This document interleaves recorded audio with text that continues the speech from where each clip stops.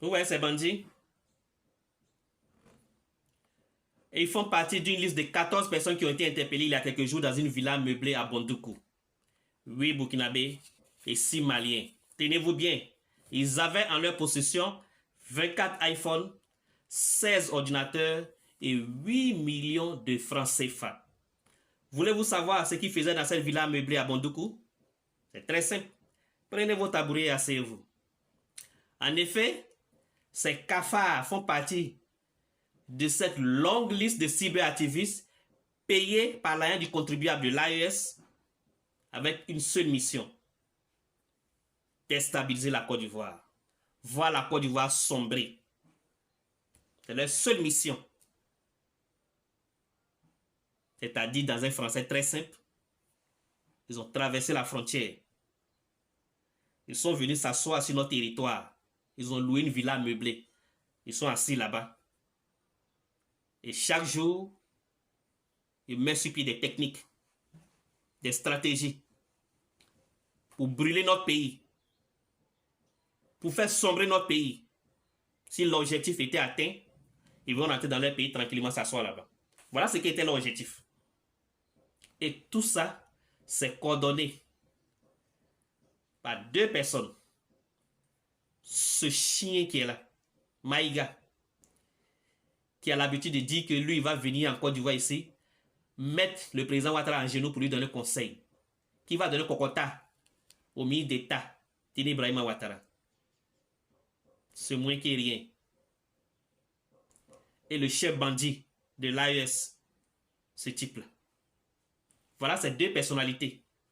Enfin, je ne sais pas si je dois les appeler personnalités. Moi, je les appelle des moins que rien. Parce que quelqu'un qui cherche à déstabiliser le pays voisin, c'est un moins que rien. Ce sont ces deux moins que rien là qui sont cachés derrière tout ça.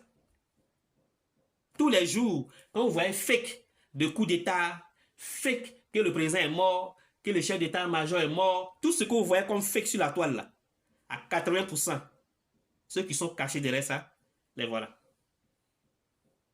Le chef bandit et son envoyé spécial qui est lui là. C'est lui là qui s'occupe de recruter tous les cyberactivistes, même de la Côte d'Ivoire. Vous voyez les cyberactivistes qui ont traversé la frontière pour aller là-bas, comme Général Léger, comme Souleymane Gbagbo, comme, comment il s'appelle là même, Didier Volcano, la liste est longue, hein, tous ceux qui ont traversé la route pour partir là-bas. Hein? Lui qui s'occupe de leur recrutement, le voilà. Y compris maintenant les cyberactivistes de l'AES. C'est lui qui s'occupe de leur salaire et autres. C'est lui. C'est eux qui s'occupent de tout ça. Lui et il y a deux petits frères de ce chef bandit là. Il y a deux petits frères qui travaillent avec celui-là. Et seul objectif, faire sombrer la Côte d'Ivoire. Ce que la Côte d'Ivoire lui a fait, personne ne sait. Ce que la Côte d'Ivoire a fait à ce type-là, personne ne sait. Et il oublie qu'il a les millions de ses parents qui résident ici. J'aimerais profiter de cette publication pour m'adresser aux autorités ivoiriennes. Voyez-vous, depuis plus d'1 an maintenant, je parle de ce monsieur-là, et surtout du pays qu'on appelle Burkina. Je parle généralement de l'AES, mais de façon un peu plus singulière, du pays qu'on appelle le Burkina. J'ai eu à vous interpeller à plusieurs reprises. Mais apparemment, ce que je dis, vous ne prêtez pas attention à ça. Ou vous dites que oh, lui là, il dit quoi de bon? Il a quel poids en Côte d'Ivoire ici? Lui là, il occupe quelle fonction dans la société? Lui là, même là, il a quoi? Certainement, c'est ce que vous dites. Pas tout ce qu'il dit, ça ne vous dit rien. Vous ne prêtez pas attention à cela. Souvent même, je lance des appels pour dire à tel ministre ou bien telle autorité te rencontrer. Simplement parce que j'ai certaines preuves ou bien certaines documentations qu'il a fait sur certains sujets. Ils viennent, ils lisent ça et puis ils passent. Parce que certainement, ils se disent que quand il est venu chez eux, dans leur bureau, il y a leur demain l'argent. Moi, Dieu me nourrit tous les jours. Je n'ai pas besoin de votre argent pour vivre. Je vous dis ça aujourd'hui. Écoutez bien ce que je vais vous dire.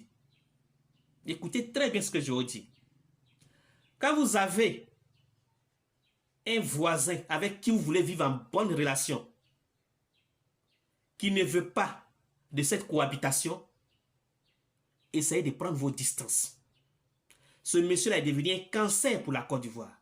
On ne soigne pas cancer avec médicaments de palu.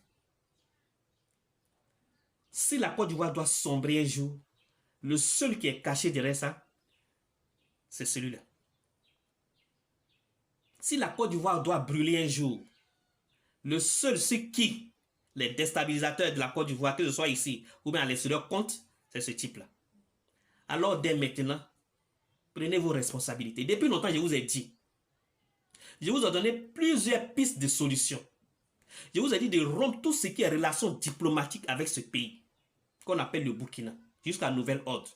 Je vous ai dit de fermer nos frontières avec ce pays.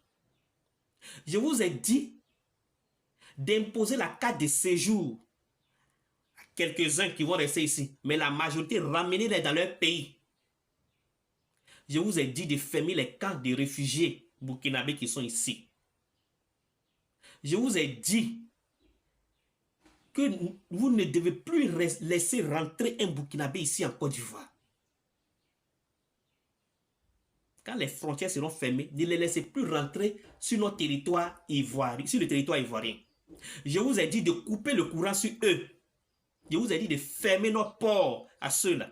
Je vous ai dit d'arrêter de leur envoyer à manger. C'est parce qu'ils mangent notre igname. Ils mangent notre attiqué. Ils mangent notre placari, leur ventre est rempli, ils finissent de chier. C'est pour ça qu'ils viennent s'asseoir pour faire sombrer notre pays. J'ai parlé, vous ne m'écoutez pas. Vous dites que non, ce sont nos voisins, Mais un voisin qui chaque matin vient t'insulter. Un voisin qui chaque matin vient frapper tes enfants. Un voisin qui veut te détruire. Ce n'est plus un voisin. C'est un ennemi. Traite-le comme un ennemi. Qu'est-ce qui ne va pas? Êtes-vous obligé de vivre en bon rapport avec ce pays si dangereux? L'Algérie a fermé ses frontières avec le Mali. L'Algérie continue d'exister. Quand vous avez un voisin qui devient nocif, qui devient dangereux, prenez vos distances. Prenez vos distances. Je l'ai toujours dit.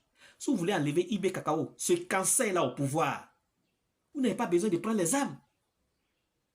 Quand vous allez chasser ses parents, plus de 6 millions de Burkinabés qui sont ici, quand vous allez les chasser, les quelques-uns qui vont rester ici, vous allez imposer carte de séjour.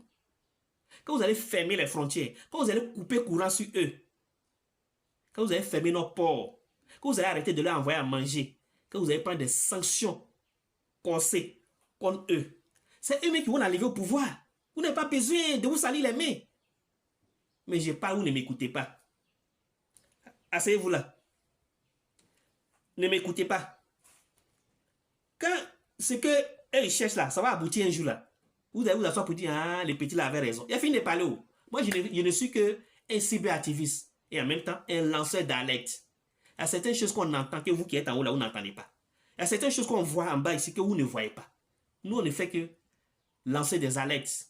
On ne fait que donner notre avis. À vous de les prendre au sérieux ou pas.